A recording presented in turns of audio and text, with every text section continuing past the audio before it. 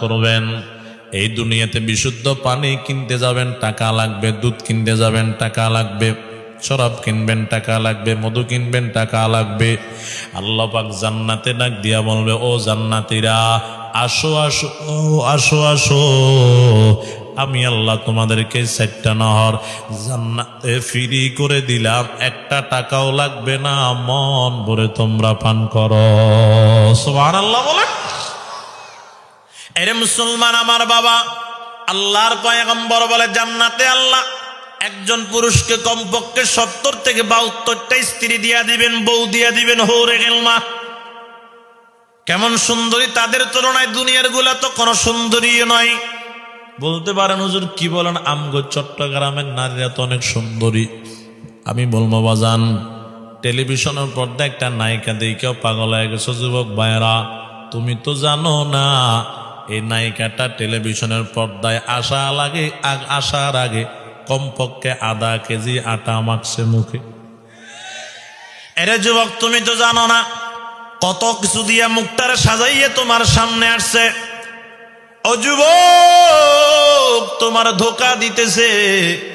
এই জন্য চালাক যারা এদিকে তাকান বাজান, চালাক যারা বউ দেখার জন্য যায়নি, আরে মেয়ে দেখার জন্য বিয়ে করতে যায় না। মেয়ে যখন দেখবেন পাউডার দিয়ে সাদা হয়ে যাইবেন বিকেল বেলা, আমি একটা আপনাদেরকে টিপস শিখিয়ে দিতেছি। মেয়ে দেখার জন্য যাইবেন বিকেল বেলা, আসরের নামাজের আগ মুহূর্তে যাইবেন, একটা সাথে মহিলা নিয়ে যাইবেন। আসরের নামাজের তো সময় বললে, মা নামাজের তো সময় হয়ে গেছে, চলো না একসাথে উজু করি। এরে বাজান, অজু করতে গেলে আবার আসল রহস্য বের হবে কি হবে না? অজু করতে গেলে যখন চেহারা দৌত করবে বোঝা যাবে কোন জগতের মহিলা। এটাকে আটা দিয়ে সাজাইছে না আসলে সুন্দর, তখন বোঝা যাবে রে বাবা। এই জন্য খেয়াল করবেন আমার বাবা। বলতে পারেন না না আমগো বাংলাদেশে সুন্দরী সুন্দরী নারী আছে, আটা মাখা লাগে না। আমি বলবো ও যুবক, শুধু বাংলাদেশে নয়, তামাম দুনিয়াতে যাকে বিশ্ব সুন্দরী বলা হয়, ওই বিশ্ব সুন্দরীকে নিয়ে একবার গবেষণা করবা। তোমার গবেষণা এটা অবশ্যই বের হবে।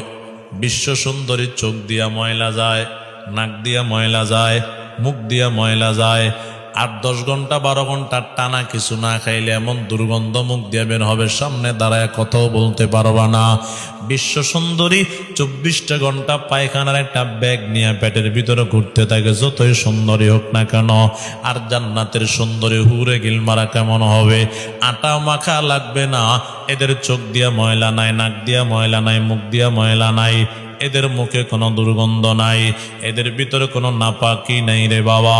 এমন সুন্দরী হবে, মায়ার নবী বলেন যত মোটা শাড়ি কাপড় পরিধান করবে, শাড়ির উপর দিক দিয়ে তাকাইবা, দেখবা শরীরের চামড়া দেখা যাবে, চামড়ার ভিতরে গোশত দেখা যাবে, গোশতের ভিতরে হাড্ডি দেখা যাবে, হাড্ডির ভিতরে যে মগজ আছে ওই মগজগুলাও ওই মগজগুলাও এই কাপড়ের উপর দিয়া স্পষ্টভাবে দেখা যাবে। চিৎকার দিয়া বলেন সুবহানাল্লাহ। আল্লাহ পাক বলবে, বান্দারা আর কিছু লাগবে নি বলো। আল্লাহ আর কি দিবেন? এত সুন্দরী 70-72টা বউ দিছেন, আর কি লাগে আল্লাহ? আল্লাহ বলবে, আমি আল্লাহ বউ দিয়ে তো শেষ করব না, তোমাদেরকে আজকে থেকে চির যৌবন দিয়া দিলাম, আর বুড়া বুড়ি হইবা না। সুবহানাল্লাহ বলেন। এরে মুসলমান আমার বাবা, যুবকেরা থাকবে, পুরুষেরা থাকবে 33 বছরের যুবক, আর নারীরা থাকবে 18 বছরের যুবতী। জীবনে কোনোদিন 18 থেকে 19 হবে না, 33 থেকে 34 হবে না। আল্লাহ চিরযৌবন দিয়েও কি শেষ করবেন? বলে না না। আল্লাহ বলবে চিরযৌবন দিয়েও শেষ করব না, আমি আল্লাহ জান্নাতের ভিতরে আজকে থেকে তোমাদেরকে চির সুখী বানায়া দিলাম, কোনোদিন আর অশান্তি আসবে না। সুবহানাল্লাহ বলেন।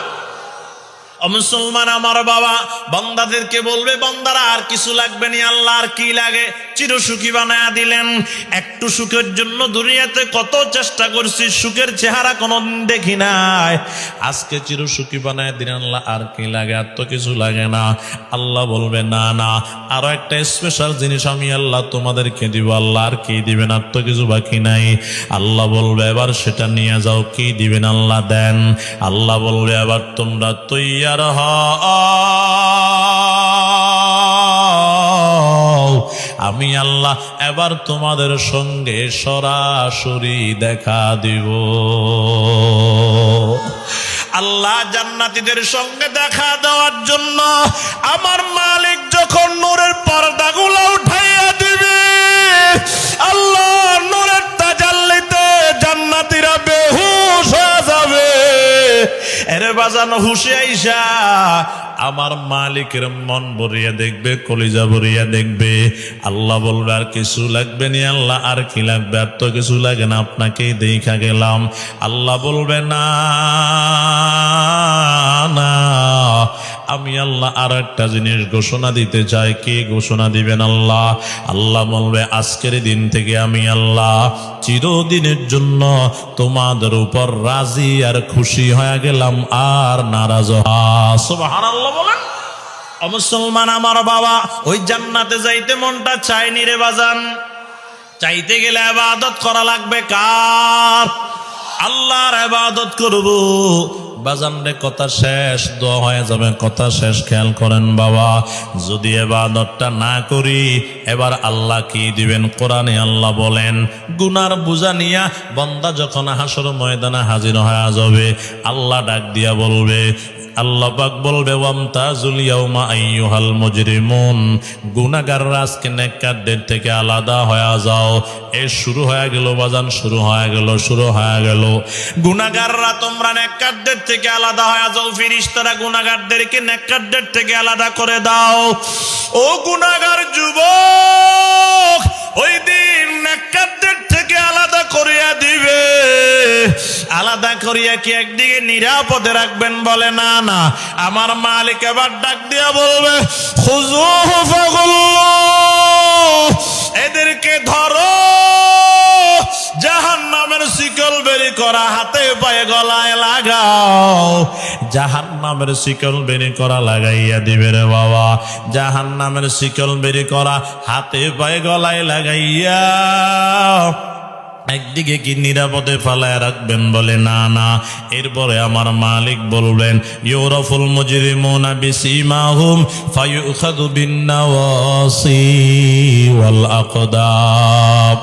আল্লাহ পাক বলবে এদের কপাল আর পাওটা ধরো। কপাল এবং পাওটা ধরিয়া সিকাল্লাযীনা কাফারু ইলা জাহান্নামা যুমারা, এদেরকে বেইজ্জতির সাথে ধাক্কা দিয়ে জাহান্নামের দিকে নিয়ে যাও। এর বাজান জাহান্নামের কিনারায় নিয়ে একটা লাথি মারিয়া জাহান্নামের ভিতরে ফালাইয়া দিবে। ও যুবকের দল, এই দুনিয়ার জমিনের আগুন থেকে জাহান্নামের আগুন কমপক্ষে 69 গুণ বেশি মারাত্মক হবে। ওই আগুনের ভিতরে যখন ফালাইয়া দিবে, চিৎকার দিয়া কান্না করবে, আল্লাহ যদি একটু খাওয়ার ব্যবস্থা করিয়া দিতেন। আল্লাহ পাক বলে লাইসা লাহুম তাআমুন ইল্লা মিন দরি', ওই দিন কাঁটাদার খাদ্য ছাড়া কোনো খাদ্য জাহান্নামে থাকবে না। মায়ার নবী বলেন জাহান্নামীদের খাদ্যের ভিতরে 3টা জিনিস থাকবে। 1 নাম্বার কাঁটা, 2 নাম্বার বিষ, 3 নাম্বার দুর্গন্ধ। এই দুর্গন্ধযুক্ত বিষাক্ত কাঁটাদার বান্দারে খানা খাওয়ার জন্য দিবে। ও যুবক ভাইরা, ওই দিন তাকাইয়ে দেখবে না নাই খানা তো খাওয়ার উপযোগী নয়, তারপরেও করবে কি? খাওয়া তো লাগবে, ক্ষুধা লাগছে, মুখের ভিতরে দিয়া দিবে রে বাবা। ওই কাঁটাগুলা গিয়া এই গলার ভিতরে এমন ভাবে আটকিয়ে যাবে রে বাজান, হাজার চেষ্টা করবে পেটের দিকে নামাইতে, নামবে না। হাজার চেষ্টা করবে বের করার জন্য, বের হবে না। চিৎকার দিয়া কান্না করবে, আল্লাহ যদি একটু পানির ব্যবস্থা করে দিতে, আল্লাহ কাঁটাদার খাদ্যগুলা আমি গলার থেকে নামাইতে পারতাম। ও যুবক ভাইরা, এই দুনিয়ার একটা মাছ খাইতে গেলে যদি একটা মাছের কাঁটা গলায় আটকিয়ে যায়, কেমন অশান্তি লাগে রে বাবা। ওই কাঁটাটা বের করা পর্যন্ত না বের করা পর্যন্ত বান্দা বান্দির শান্তি হয় না। এরে বাজান, জাহান্নামের কাঁটা তো আর মারাত্মক। ওই যখন পানি চাবে জাহান্নামের আগুন দিয়া পানি গরম করবে, টকবক টকবক করে ফুটতে থাকবে। আল্লাহ পাক বলবে, দে দে জাহান্নামের পানি দে। জাহান্নামের পানি দিবে, ঠোঁটের সাথে লাগলে পুরে বর্ষ হয়ে যাবে, জিহ্বার সাথে লাগলে পুরে বর্ষ হয়ে যাবে। এরে বাজান, জাহান্নামের আগুন সহ্য করতে পারবা কি পারবা না আজকে বাড়িতে গিয়ে পরীক্ষা করিও। এই দুনিয়ার আগুনটা জ্বালাইয়া মাত্র 1 মিনিট হাতটা আগুনের ভিতরে রাখার চেষ্টা করবা। যদি বলো না ভাই পারি না, নিশ্চিত হয়ে যাও জাহান্নামের আগুন সহ্য করতে পারবা না রে বাবা। এই জন্য আজকে থেকে 24টা ঘন্টারে 2 ভাগে ভাগ করবা। ও যুবক ভাইরা খেয়াল করে শোনো, কথা শেষ, খেয়াল করে শোনো, কথা শেষ। যুবক ভাইরা, এই দুনিয়াতে কেউ যদি 1000 টাকা দেওয়ার বলে আমার বাড়িতে 3 ঘন্টা মাটি কাটো, আমরা কাটতে রাজি হই। কেউ যদি বলে তুই আমার সামনে 2 ঘন্টা 3 ঘন্টা বসে থাক, তোরে 1000 টাকা দিব, এরা মানুষ বসে থাকতে রাজি হয়। আমার মালিক তো 1000 টাকার নেয়ামত আমাদেরকে দেন নাই। আমার মালিক কত হাজার টাকার, কত কোটি হাজার টাকার নেয়ামত দিয়ে হিসাব করতে পারবো না। ওই মালিকের জন্য 4 ঘন্টা 3 ঘন্টা 10 ঘন্টা দেওয়ার জন্য আমি বলতেছি না রে বাবা। 24টা ঘন্টাকে ভাগ করিয়া 1 ভাগে 23 ঘন্টা রাখবা নিজের জন্য, বিবির জন্য, মা বাবার জন্য, রুজি কামায় আরাম আয়েশ খাওয়ার জন্য, আনন্দ উল্লাসের জন্য 23 ঘন্টা রাখবা। মাত্র 1টা ঘন্টা আমার মালিকের দিবা। কোন মালিক? যেই মালিক তোমার 1000 কোটি টাকার সম্পদ দিয়ে দিল বিনা টাকায়, ওই মালিকের জন্য 1টা ঘন্টা দিবা। বলে ভাই 1টা ঘন্টা দিয়ে আমি কি করব? বলে 5 ওয়াক্ত নামাজ পড়তে সর্বোচ্চ 1 ঘন্টা লাগে রে বাবা। আমরা যেভাবে পড়ি, এই 1 ঘন্টা সময় দিয়া আজকে থেকে 5 ওয়াক্ত নামাজ পড়বো। শয়তানের